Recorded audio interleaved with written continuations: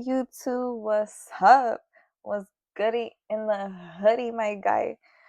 Uh, Welcome to an episode of Gong Gong Conversations, where the topics I bring up have sat and ruminated long enough to be delicious and maybe make you grind your teeth. For those of you who don't know, Gong Gong is also known as Pegao. Don't come at me, okay? Is the really delicious, crunchy, and scorched rice that happens at the bottom of the pot that personally I think is better than the rest of the pot of rice. Like, people are selling brownie brittle. I don't see why we can't sell concon. Don't take my idea. Invite me in. If you're going to do that, invite me in. Just saying. So, yes, here in Concon Conversations, I wanted to talk about your inner circle and making sure that the people around you are aligned with you. And that's not always the easiest thing to do, especially in cases of like family. You can't really get away from them. They might not always be aligned with your goals. So if it's a case like that, I can't say much about that. Maybe I'm more so addressing the people you choose in your life. And okay, I'm just going to talk about like why I'm doing this. I have had times where I have been in social situations or engaging in behaviors that I said I wasn't going to do, but then I'm doing, because, we're just chilling, we're just vibing. And I'm done with that. I'm over it. I don't want other people to experience that as well. And I've also had an experience where, like, the person I chose to have closest to me at the time was so awful in how they impacted me, like I didn't recognize who I was. So it is incredibly important to be mindful of who you choose to have around you because it really does impact you on a day to day. Not only that, but who you have in your inner circle, who you have immediately around you by choice, is a really big reflection of you and your trajectory in life, right? So if you have all these big dreams and aspirations, but the people around you don't, like they're very content with just living, just being, however it is that they are, you may not aspire for some of those things as much because you continue to be around people like that. Sorry, if you hear me pause, it's because my brain is working way faster than my mouth. And now that my mouth caught up to my brain, it's like both of them stop working. And I'm like, huh, what am I supposed to say? It's my first time. I'm nervous. I'm figuring it out. I'm trying. Instead of coming at me, maybe like drop a comment and give me some fucking advice. No, you don't have to. If you're going to drop a comment with hate, that's fine too. Haters make me famous. So I also wanted to talk about this just because this really ties into the first video that I wanted to make, that I did make for Con Con Convo and then did not post because I was not in the mood to edit all that. I didn't want to edit it. It didn't even sound authentic to begin with. Like the whole video was me talking about wanting to be more authentic with myself as a New Year's resolution, and the video was just so unauthentic. Like I had notes in front of me, I was ready to go. I sounded like a robot. I sounded confused. It was just not. It was not it. It wasn't cute. So here I am, unscripted and unedited because I'm not doing that shit. Just to talk about taking more control with the energy you have around you, because that's really what it is. The people you choose to have in your inner circle in your life, that's that's the energy you want around you. That's the energy you are choosing to surround yourself with and to be within at that time. So there was a point in my life where? And I'm back to that point. I was just so locked in on myself and my routine and my goals and everything in life where I was like, oh, I don't really want to drink anymore. There's so many people with issues with alcohol around me. Like, it sucks. It sucks. It's terrible seeing people physically get sick just because of how much alcohol they consume. And then realizing I don't even like how I feel when I drink alcohol. I don't make the best decisions. I just don't think it's a good reflection of myself. So why am I drinking? So I was so locked in myself. I'm like, okay, I'm not going to drink. And then I locked in even heavier. I'm like, okay, I'm not going to smoke weed. I still have my little candy, but I wasn't burning weed. And I was doing so well. I felt so good. I was so productive. I was hitting goal after goal after goal. It was great. Then I reconnected with an old friend group. Awesome people, not talking any shit.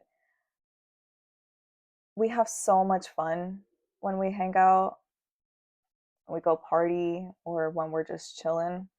Like, I have a lot of fun with them. I enjoy my time with them. However, when we first reconnected, I was still in that mode of like no drinking, no smoking.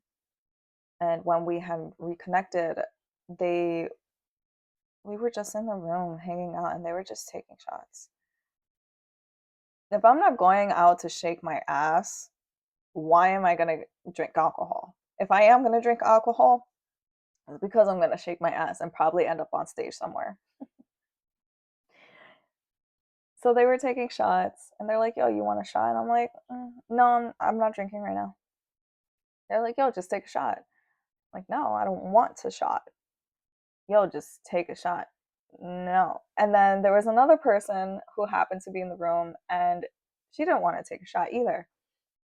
They're like, no, you're taking the shot. And she's like, fine. And she took the shot.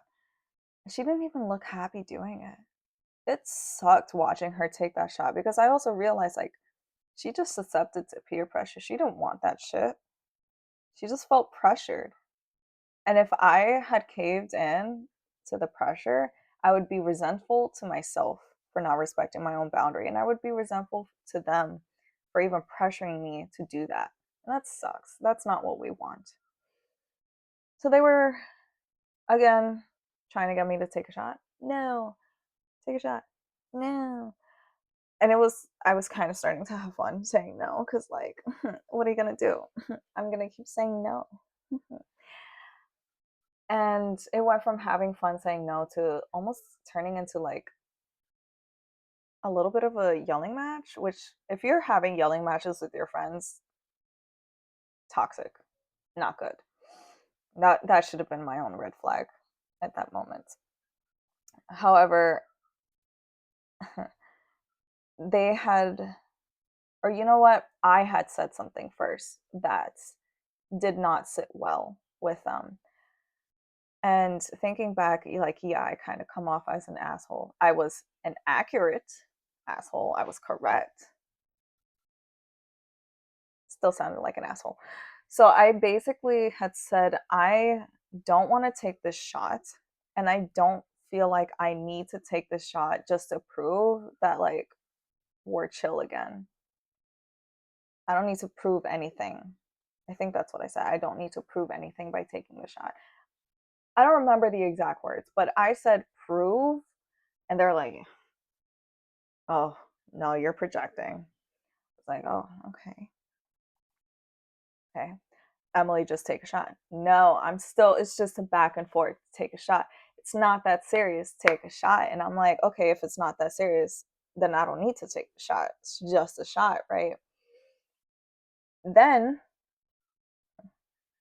and every time I think, oh, you're projecting, every time I remember that, I'm like, oh my God, but do you remember what you said? Do you remember the words that came out of your whole mouth hole? They had said, Emily, we're taking shots together and it's like we're having a group hug. Are you going to hug us back? I thought I have nothing to prove. Why?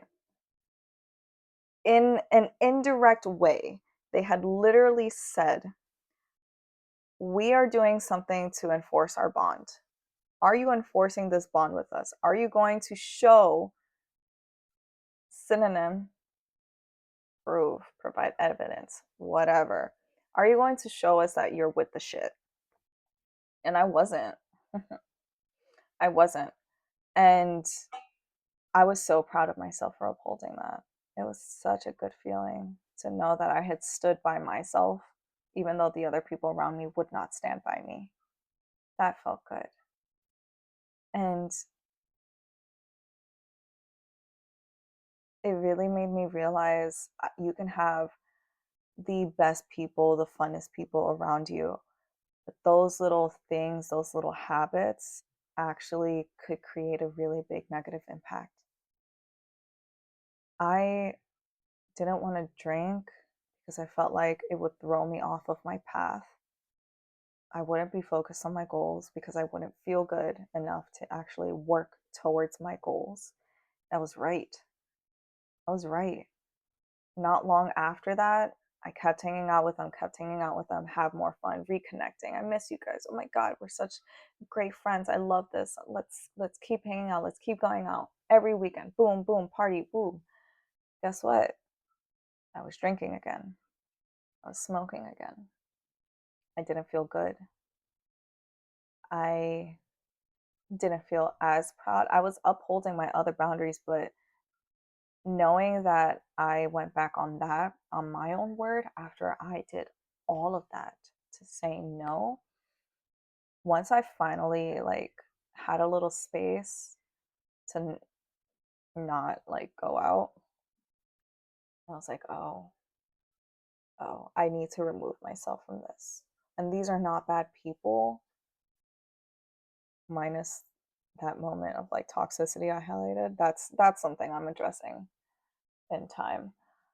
They're I can't ask them to change. I can't be like, "Oh, I'm not drinking, I'm not smoking. Don't do it around me." That's not fair to them either. You can't change people to accommodate you. People will only change when life warrants it and they're open to changing. It's two conditions. So I couldn't ask them to not do those things around me. And I had a little bit of space thanks to the holiday season to really like remember, oh wait, I'm not hanging out. I'm not really reaching for drinks.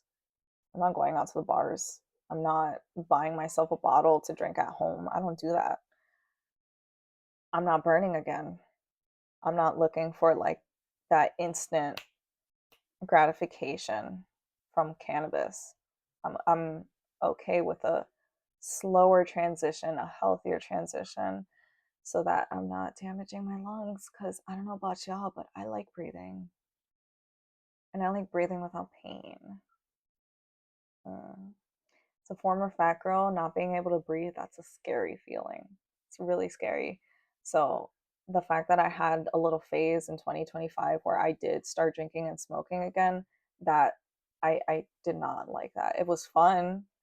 I'm not taking that away from those experiences, but it was not. I didn't feel good. And I'm happy that I'm again choosing not to drink and not to burn. But and I'm knowingly choosing to still have these people in my life. I'm just also choosing not to spend as much time around them because at the end of the day, it's my choice. I'm the one putting myself in the situation. I know that those habits and those activities are going to happen. So I need to be conscious of what I want to expose myself to. And so do you. If you find that the people around you, maybe you do have other stuff aligned. Like some of them, they want to start businesses too, just like I do. Some of them want to do content creation just like I do.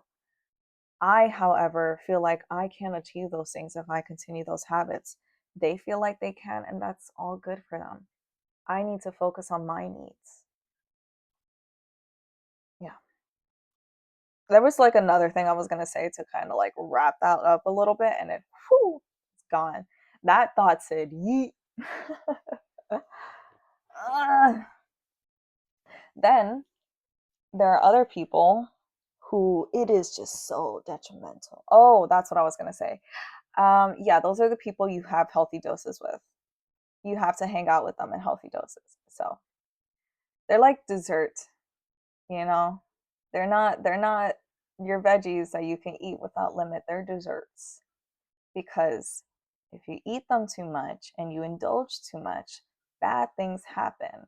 And as a former fat girl, I could tell you you should not be eating too much dessert, too many things like that. So, healthy doses with those people. What I want to transition to are the people who you cannot handle healthy doses of, because having them around you in any capacity is terrible. It's detrimental. And I do not want to give this person clout. Let me tell you, this person does not deserve my time. They don't deserve my energy, and they don't really deserve airtime on my page. However, this story is really relevant. So you're welcome. Making you fucking relevant. Sorry, I'm getting myself mad and triggered. So there was this person. Before I begin, it is always the people closest to you.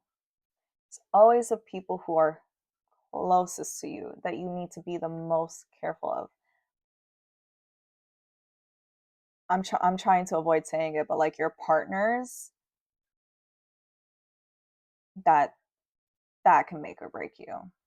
You can have the best fucking relationship ever, but like if they are not aligned with you,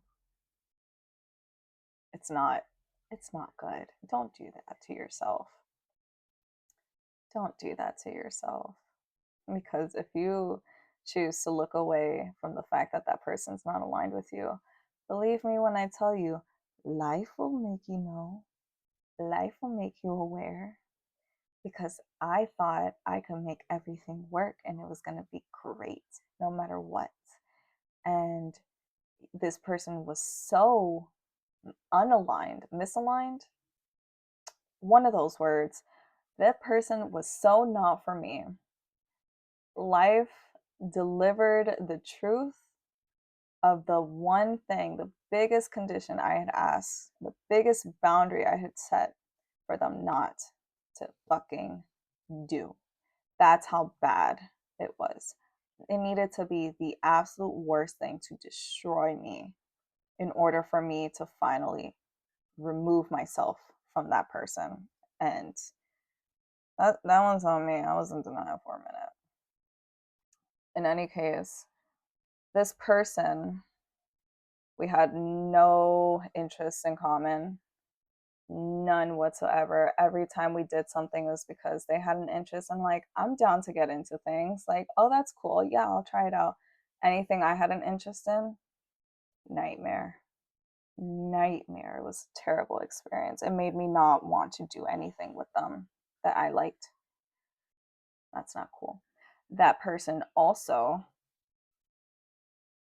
said things that should have been like a really big red flag. So, for example, I my first like real concert was, oh no, it wasn't Billy. Did I see Billy first or Alicia Keys?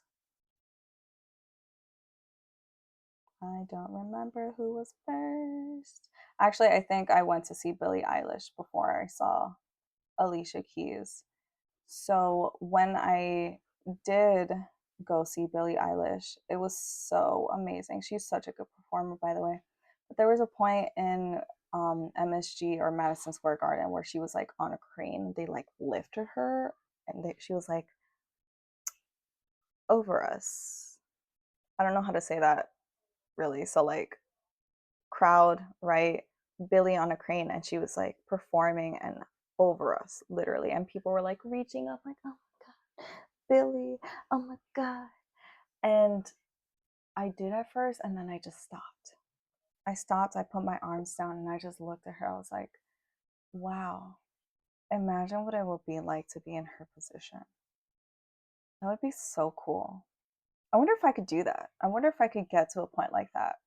I don't know if it would be through music, but how do I get to that? And I after the concert, I had told this person that, and their response to me was, "Can't you just enjoy something instead of focusing on yourself?" Okay. That made me feel selfish. That made me feel like wanting to dream a little bit and aspire a little bit and be inspired. It made me feel like that was terrible. That was wrong. I shouldn't do that. That was strike number one. Strike number two with the same person was, mind you, all of this was happening while I was a miserable teacher in the DOE. My God, being a teacher, I can't even tell like what traumatized me more, being a teacher or me traumatizing myself trying to cope with the fact of being a teacher when I was unhappy. Anyway, I was unhappy. I knew being a teacher was not in my cards forever. Even though it was like my first big girl job, everyone was excited. Everyone wanted the stability for me. And I saw that and I wanted to make it work. I'm like, I gotta do something with this. Everyone is saying this is so great. So I gotta try to make this great. But I was miserable. So despite the fact that I had this big girl job, I could not put my full energy into it. I was still saying I want to start a side business. I want to do some creative art projects. I want to do content creation. I wanted to do more. I'm ambitious. It may be a little delulu sometimes, but I gotta be. I like it. I like having goals. I like having things to work to. I'm a big believer that stagnation is the enemy. Being in one place, being the exact same, that's not okay. Even plants move, bro. Plants will move just to get to the fight.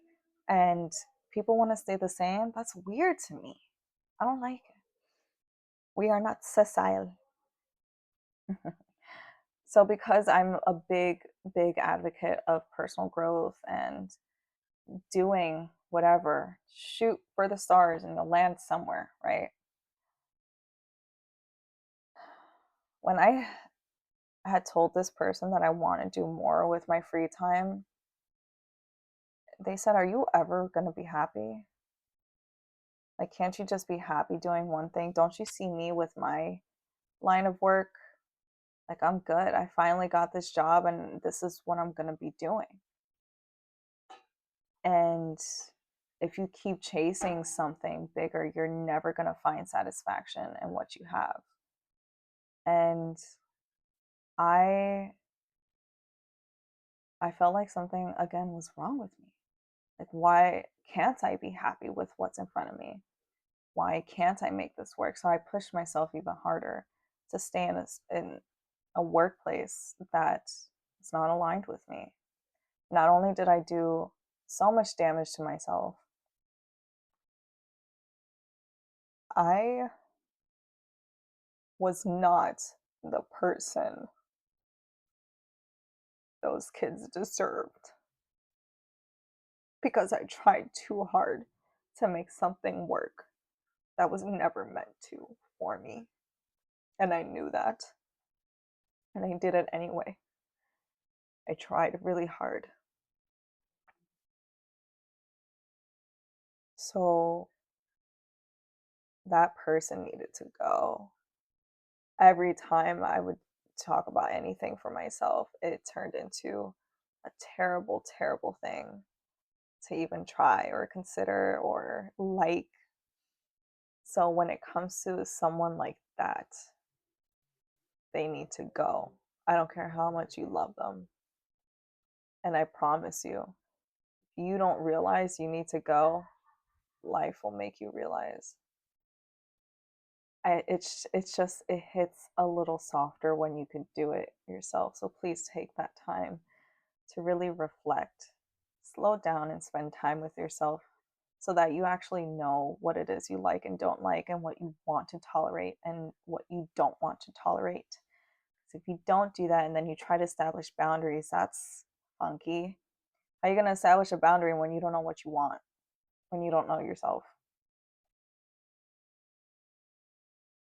So please, please, please don't let people like that around you.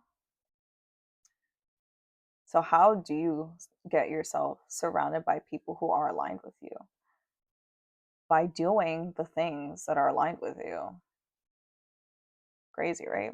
When you do the actions and the activities that are actively moving you towards your goal,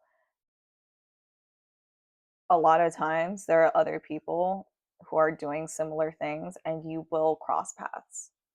And those are the people you want to keep around. And again, it doesn't have to be that they're fully aligned with everything. They could have some one or two things that are aligned with you, and you just pick and choose the right time to be around. Just be very, very mindful because it is so easy to slip up. It is so easy to be influenced by whatever's around you. I was about to go on like a little side rant about social media and the algorithm and stuff because, like, literally same idea, just on a screen.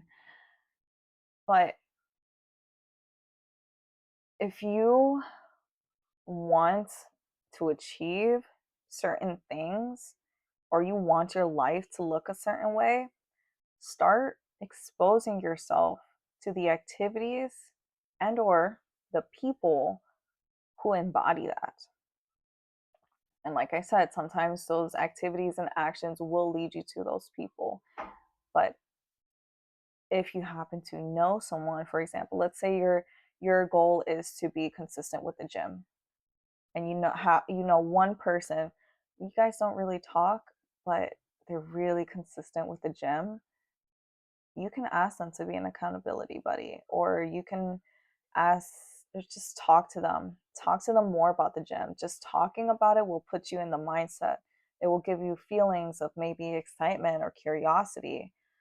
One of the biggest things is that I know in my soul, thanks to like one of my therapists, thanks Rachel, um thoughts lead to feelings, feelings lead to beliefs, and beliefs lead to actions. That's a lot of steps that people are missing when it comes to manifestation, because they're like, oh, okay, let me reprogram my thoughts, then it'll come true. Like, no, no, no, the thought is just the first step. It's just the first step. You got to feel it, and then your feelings will make you believe. Those beliefs will drive the passion to actually take action.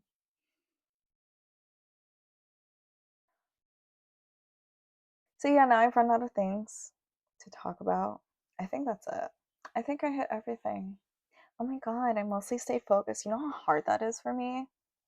It's really a challenge to stay on one conversation.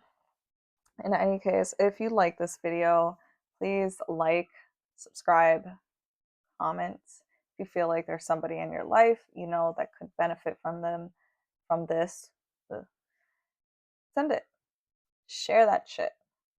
Sharing is caring unless it's an illness. I always hated that when we were kids.